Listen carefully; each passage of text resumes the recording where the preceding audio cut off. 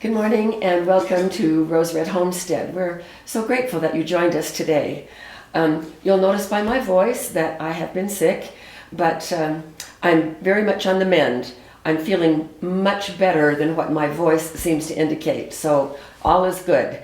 And I want to thank all of you who sent prayers and well wishes for my speedy recovery. It really meant a lot to me and I appreciate it very much. So today we're going to do fast beans, and I'm really looking forward to this. This is kind of a new concept for me. It was first introduced to me by one of our viewers several months ago, and I've been doing some research on it, figuring out how best to do it with the materials that we have. And it is used quite widely by backpackers and hikers, and but I see a fabulous implication for food storage here. So basically what fast beans are is that they have been previously cooked and then dehydrated, and then once we put them in recipes, they cook very, very fast. One of the things that we will be concerned with if we are in a long-term grid down situation is conservation of fuel, and how lovely it will be for us to have our bean recipes using fast beans that will cook in 20 minutes instead of 2 hours or 3 hours of simmering, which is using up our fuel. So this is very much about self-reliance and food security and certainly emergency preparedness. So I'll show you what we're up to in just a moment.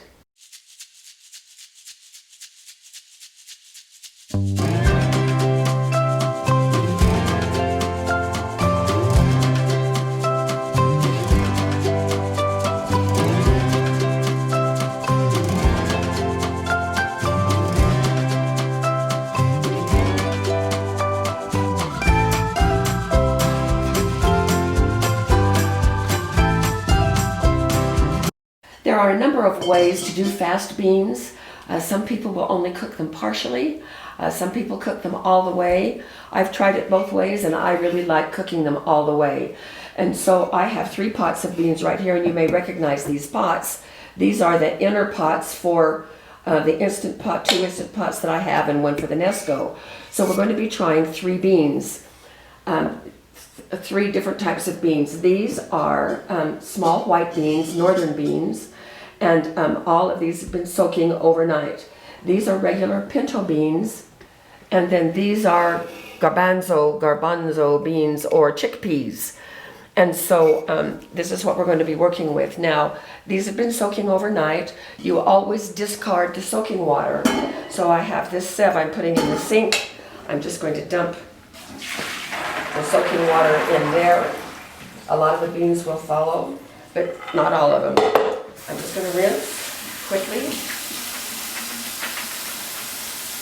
Rinse these.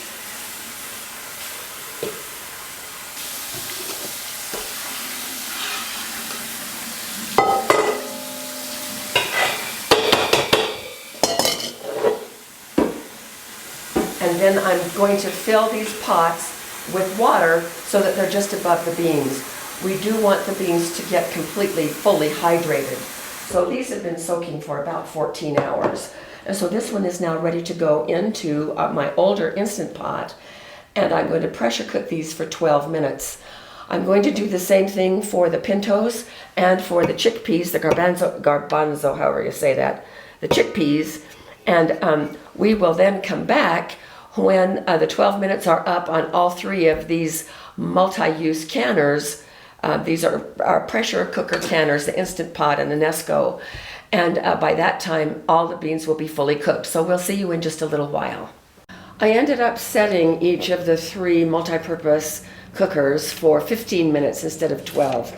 And that worked just about right. These are the garbanzo beans. And it looks like I have enough for about 1 tray. These are my dehydrating trays. Now I have tested the other 2, done a test run on pinto beans and the white navy beans, but not on these garbanzo beans, and so I'm not sure what to expect here. But I want to show you what we can expect from the little white beans here in just a second. So single layer is what we're shooting for here. And the others, my test batches, finished up pretty quickly, like within 5 or 6 hours. So that's nice. All right, so these are ready to go in the dehydrator, and I'm just going to set them aside. Now the white beans are still over here. I'm going to bring these over. So this is what they look like after they have been pressure cooked.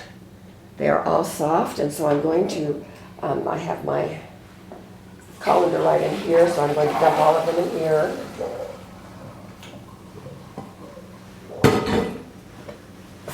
And rinse with cool water again. One of the reasons that we want to rinse is I'm getting rid of some of the starch.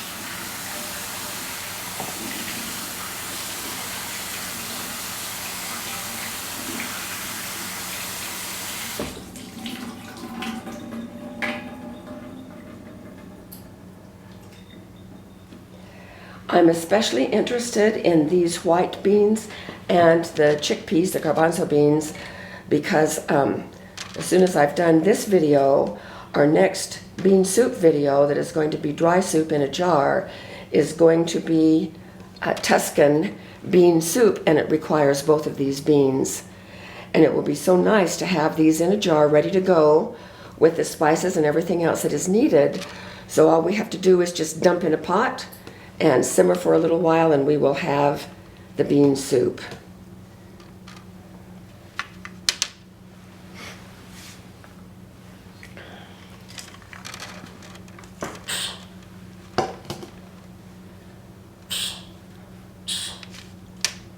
So just so that you know what to expect with the dehydration process, this quite surprised me, so I'm wanting to let you know ahead of time so you won't be surprised. This is what these white beans right here, these little navy beans, look like when they're done.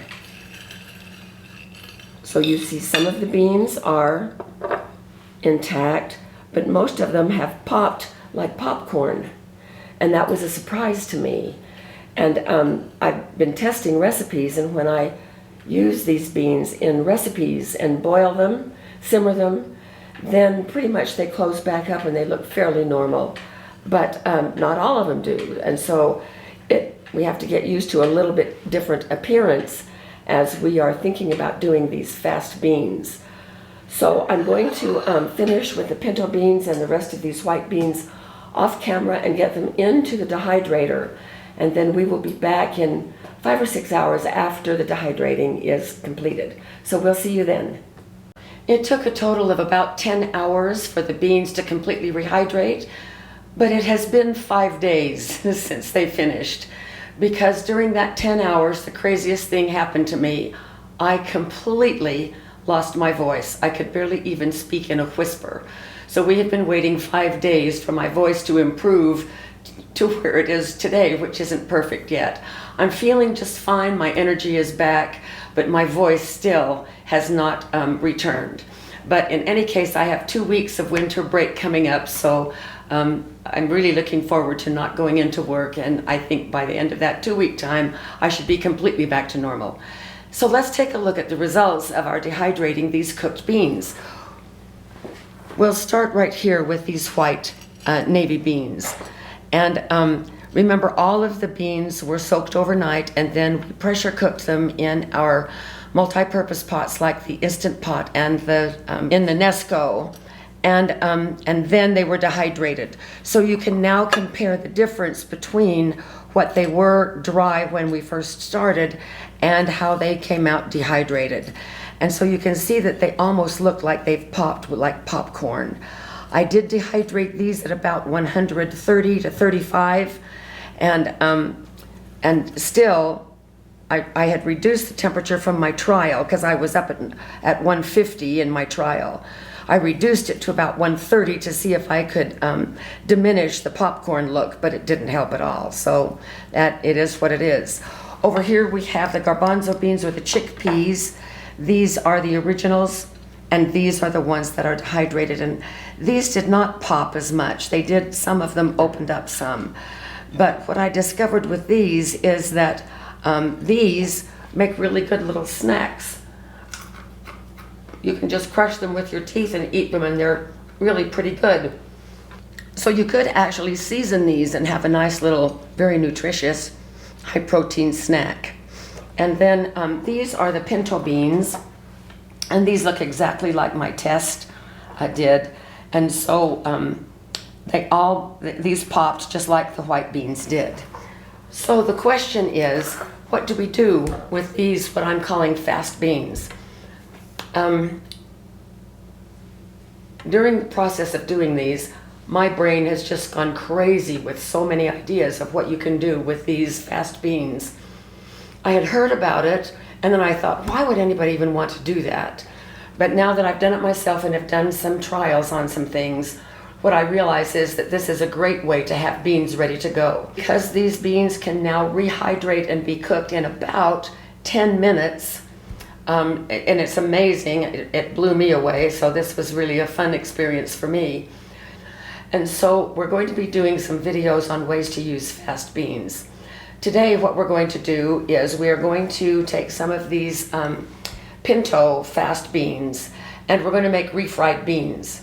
Then with the chickpeas, the garbanzos, and the navy beans, I've been working on a soup recipe, and Jim and I tried it last night. I need to make a couple of adjustments, but we will come back with a separate video on using fast beans for a dry soup mix that we think is pretty good. So we're going to shut the camera down for a few minutes. I'm going to get organized for us to make the refried beans with the pinto beans, and we'll be right back. So I am going to make these refried beans as if we're doing it strictly from food storage in a grid down situation. So I have my little butane stove out here on the countertop. I have just engaged it. I'm now going to turn it on. Well, I better not do that yet. I have in my pot, and this is one of my stainless steel pans. It is not cast iron. I can use the stainless steel on this as well. I have 2 cups of the pinto beans here, and I'm going to pour in some water just to cover.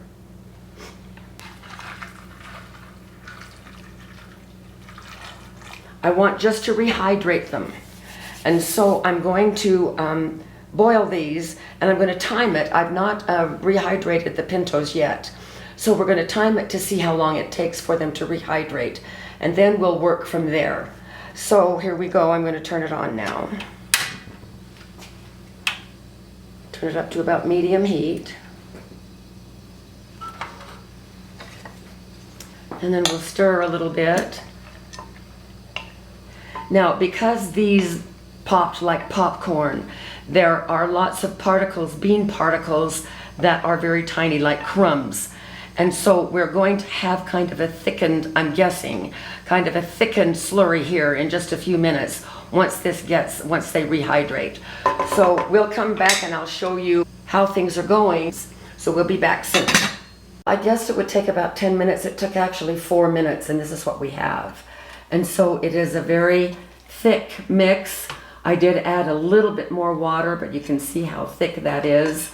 And I'm not sure that these would be suitable for some recipes, but they're going to be perfect for refried beans. So we're going to switch pans, and I'm going to put one of my cast iron skillets up here now. If I had bacon grease, that is what I would be using right now, or even if I had any bacon, I would be frying some bacon right here. But in a grid down situation, long term, I probably won't have that. But what I will have is a lot of ghee. So I'm going to put 2 little dollops of ghee in here, and that is to pre-treat the pan. I want to keep the beans from sticking, and I want to preheat this pan a little bit. Jim loves burritos, so I'm going to be making a batch of flour tortillas here in just a little bit, and these refried beans will keep in the refrigerator for several days so that he'll be able to use those flour tortillas and make himself a burrito as he likes to do.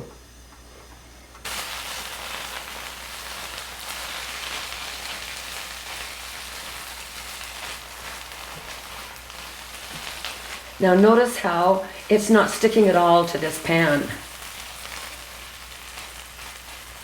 It's been well seasoned and it's just perfect. Now, if you want a little bit more mash, you can take a potato masher and mash it to the consistency that you like. For us, these these are just about right, so I'm not going to do any more mashing. And I'm going to take just a little taste to see how this is.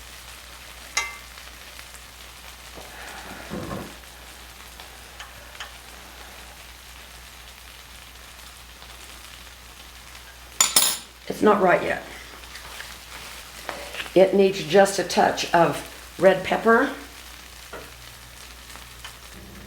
and it needs some salt.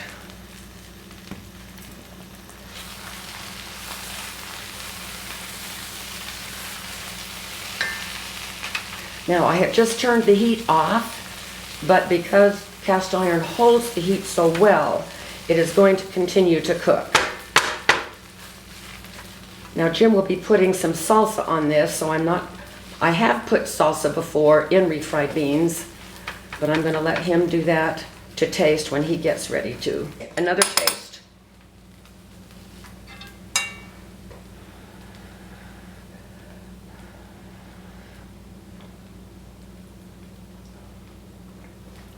It's perfect. I can taste the beans. The beans are quite mushy, but that's what you want in refried beans anyway. And it's just the right amount of heat with a little bit of pepper and the green chilies, and that salt is what kind of pulled everything together. So this is a success, making refried beans from fast pinto beans. And we're going to take a break now and have a little bit of lunch. So watch for our upcoming video in our dry soup mix using the fast navy beans with the chickpeas as well. So thanks for being with us, and we will see you at our next video.